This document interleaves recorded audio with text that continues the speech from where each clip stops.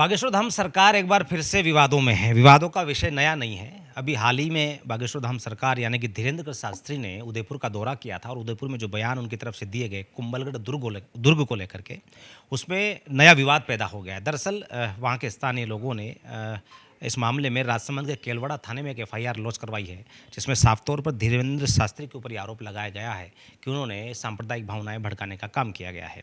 लेकिन मामला रोचक और तब हो जाता है जब राजस्थान की शिवसेना इकाई इस पूरे मामले में धीरेन्द्र कृष्ण शास्त्री के समर्थन में उतर आई है। उनका कहना है कि धीरेन्द्र कृष्ण शास्त्री ने कुछ भी गलत नहीं कहा है और जो भी कहा है उसमें किसी भी धर्म को या संप्रदाय को टारगेट नहीं किया गया है। मेरे साथ इस समय शिवसेना के प्रदेश प्रमुख लखन सिंह पंवार मेरे साथ मौजूद हैं और लखन सिंह जी से जानेंगे क्योंकि शिवसेना की प्रतिक्रिया सबसे पहले इस पूरे मामले में आई है। लखन सिंह जी, नवतेज टीवी पर आपका स्वागत है। और महत्वपूर्ण बात यह है कि बागेश्वर धाम सरकार यानी कि धीरेन्द्र कृष्ण शास्त्री पर लगातार विवादों से नाता उनका रहा है और जो अक्खड़ हिंदुत्व की जो बात करता है व्यक्ति, तो जाहिर सी बात है विवाद पैदा होंगे ही, इसमें कोई नई बात नहीं है। लेकिन अब की बार का जो आरोप है वो राजस्थान के राजसमंद से आया है और सीधे तौर पर ये उनके खिलाफ मामला दर्ज हुआ है कि कहीं ना कहीं सांप्रदायिक भावनाएं भड़काने का काम उन्होंने किया है। शिवसेना किस तरीके से इस पूरे मामले को देख रही है? शिवसेना उसी प्रकार से इस मामले को देख रही है जिस प्रकार से महाराष्ट्र में भी देखा गया था। कुछ समय पहले भी महाराष्ट्र में भी कुछ ऐसे असामाजिक तत्वों ने जो हिंदुत्व को बढ़ने नहीं देना चाहते। मैं थोड़ा सा एक बात आपसे कहना चाहूँगा। 26-27 साल का एक युवा जो भगवान की कथा करते हैं, वो अपने आप को खुद कहते हैं कि उनमें कोई शक्ति नहीं है, वो धर्म के एक प्रचारक है, एक आम इंसान है, लेकिन वो अपने धर्म का प्रचार करते हैं, अपने धर्म की बात करते हैं। ये बताइए कि ये कहीं अपराध है? ये कोई अपराध नहीं। जब जब उनका कहीं आगमन होता है तो वहाँ पे ऐसे जो लोग डरते हैं, जो हमारे हिंदू धर्म को आगे बढ़ने नहीं देना चाहते, वो लोग धीरेन्द्र शास्त्री जी को कहीं ना कहीं ऐसे मुद्दों पे लेकर उन्हें ट्रैप करते हैं, उन पे मुकदमे करवाते हैं। इसी दौरान अभी कुंभलगढ़ का जो अभी मामला आया है, तो कुंभलगढ़ के अंदर भी कोई उन्होंने गलत नहीं कहा, क्योंकि अभी कुछ समय पहले की आपको ये पता होगा कि एक फिल्म का बहुत विवाद चला था। एक भांड जो है, मैं तो फिल्मी भांड ही कहता हूँ, लेकिन एक भांड है, उसने एक गाना गाया था, उसमें हरे रंग का उसने बड़ा जोर शोर से चला था। उन्होंने भी इतना ही कहा है कि कुंभलगढ़, जहाँ महाराणा प्रताप, पूरे देश को नहीं पूरे विश्व के अंदर महाराणा प्रताप को जो सम्मान दिया जाता है, आपसे हमसे किसी से छुपा नहीं, उनके जन्म स्थल के अंदर जो अतिक्रमण है, उस अतिक्रमण भी किसी से छुपा नहीं है। यहाँ पे समय समय पे भाजपा की सरकार भी रही, उनके सामने भी वो मुद्दे गए, कांग्रेस की सरकार रही, उस समय भी गए हैं, और ये विधानसभा में भी मुद्दा उठ चुका है कि वहाँ अंदर अतिक्रमण कितना रूप से फैला हुआ है। एक समाज जिस समाज को मैं खुला आपके चैनल से कहता हूं कि महाराणा प्रताप ने उस समाज के जो यहाँ पर आया था अफगानी, उसको खदेड़ा, उसको मारा, उसको भगाया। आज महाराणा प्रताप के जन्म स्थल पे वो समाज वहाँ अतिक्रमण करके बैठा है और हरे झंडे लगा के बैठा है। क्या बुरा कहा उन्होंने? वहाँ पे आप देखिए जाके, बड़े बड़े उन्होंने अतिक्रमण कर रखे हैं, वो मजारे बना रहे हैं, वहाँ पे हरे झंडे लगा रहे हैं। क्या बुरा कहा? और मैं आपको कहता हूं, ये जिन्होंने भी एफआईआर की है, मैं आपके चैनल के माध्यम से प्रशासनिक अधिकारी को ये बोलना चाहता हूं, वो प्रशासनिक अधिकारी या तो किसी के आदेश से एफआईआर करी उन्होंने, या उनको कानून का ज्ञान नहीं है। विधि के अंदर कहीं नहीं लिखा है कि किसी भी रंग को लेकर किसी टिप्पणी को कर दिए तो उस पर मुकदमा दर्ज होता है। आप विधि का उठाइए।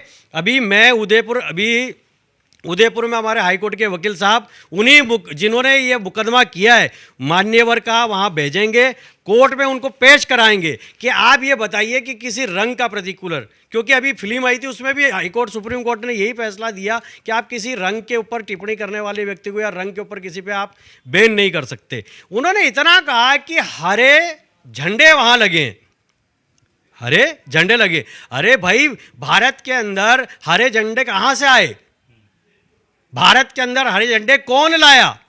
भारत के अंदर कौन सा ऐसा लीडर बता दीजिए देश का, चाहे वो महात्मा गांधी बता दीजिए कि चाहे वो हमारे कोई प्रधानमंत्री जी बताइए, हरा झंडा हमारा है ही नहीं, इस देश का ही नहीं है हरा झंडा। और ये हरा झंडा बिल्कुल ये देश बर्दाश्त करेगा ही नहीं। धीरेन्द्र शास्त्री जी ने जो संकल्प लिया है, वो संकल्प कोई आज का नया नहीं है। इस देश के जितने भी हिंदू वीर हुए हैं, उन्होंने ये संकल्प लिया है, उसमें हमारे बाला साहब ठाकरे भी हैं, जिन्होंने ये कहा था कि मेरा देश एक दिन हिंदू राष्ट्र होगा और एक दिन हिंदू राष्ट्र नहीं होगा, हिंदू राष्ट्र होगा और होगा। धीरेंद्र शास्त्री को शिवसेना पूरा समर्थन करेगी और अगर उनके ऊपर से ये मुकदमा नहीं हटाया गया, क्योंकि बड़ी दुख की यह बात है कि प्रधानमंत्री अशोक गहलोत जी को ये आदेश पारित उन्होंने किया है या प्रशासन ने किया है। ये सोचना चाहिए कि देश हमारी मरुधरा, जहाँ पर अतिथि देवो भव कहा जाता है, राजस्थान के अंदर सभी का सम्मान है, उस मेवाड़ की धरती पर एक ब्राह्मण का अपमान कर रहे हैं आप। क्या कहा है उन्होंने? कुछ नहीं कहा है उन्होंने। और अगर आपको इतना बुरा लग रहा है तो आप एक बार वहाँ विजिट करिए माननीय मुख्यमंत्री जी। मैं राजस्थान के डीजीपी साहब को कहता हूँ, ये मेरे भी मुख्यमंत्री जी के नाम कल हम लोग ज्ञापन देंगे और ये डीजीपी साहब के नाम है। आपको ये लगता है कि प्री प्लान पूरा कैसे है? ये बिल्कुल है।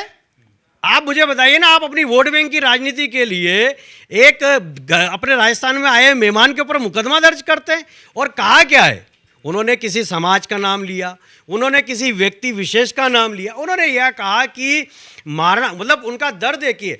आप राजस्थान के प्रतिनिधि हैं, आप राजस्थान के मुख्यमंत्री हैं, आप महाराणा प्रताप के लिए आपने कोष से पैसा दिया हुआ है, आप राजस्थान के बहुत सारे, आप ये बताइए कि आप कुंभलगढ़ फोर्ट में क्यों नहीं जा रहे?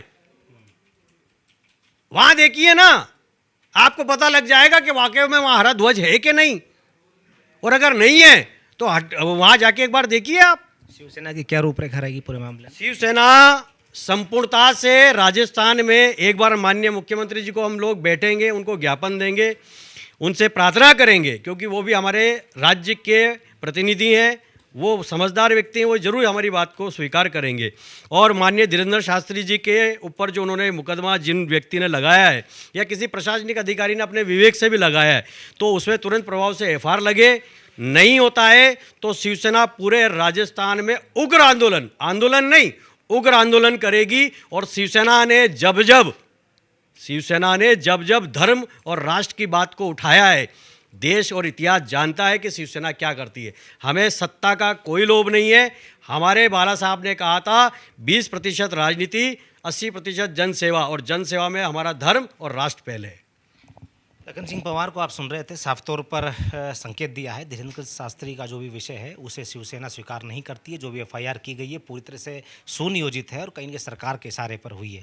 सीधे तौर पर चेतावनी दी है सरकार को, पहले मुख्यमंत्री के पास में जाएंगे, राज्यपाल से मिलेंगे और डीजीपी तक जाएंगे और ये अपना पक्ष रखेंगे। किसी भी धर्म या संप्रदाय को लेकर के धीरेंद्र शास्त्री ने टिप्पणी नहीं की, अपितु हरे रंग को लेकर के उनका ये बयान था। उन्हें जो भी इस मामले में घसीटा जा रहा है पूरी प्लानिंग के तहत घसीटा जा रहा है, या तो इस मामले को वापस लिया जाए, अन्यथा शिवसेना आम लोगों के साथ जुड़ करके इसे आंदोलन का रूप देगी। कैमरामैन लव कुमार के साथ राकेश कुमार, नवतेज टीवी, जयपुर। देश और दुनिया की हर बड़ी खबर के लिए सब्सक्राइब करें नवतेज टीवी और पल पल के अपडेट्स के लिए बेल आइकन को दबाना ना भूलें, क्योंकि आपकी खबरों का भरोसेमंद साथी है नवतेज टीवी।